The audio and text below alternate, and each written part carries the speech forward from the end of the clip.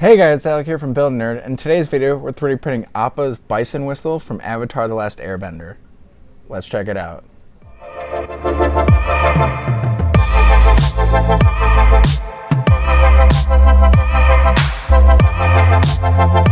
Now, while we're all sitting at home, we're consuming more content than almost ever.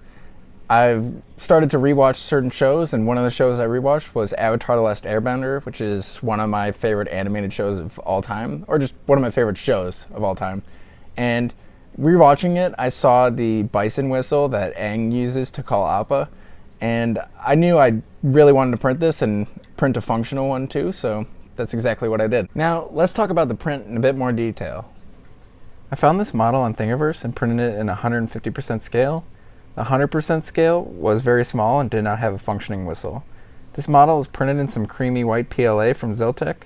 Because of the model's shape and the whistle airway, I needed to use a raft and supports to get a successful print. Overall, it came out great. I'm very pleased with the print. I plan to paint the horns and the airway so it matches the model in the show. Now that we've gotten to take a look at the print in some detail, I wanted to show that it works and it's functional, so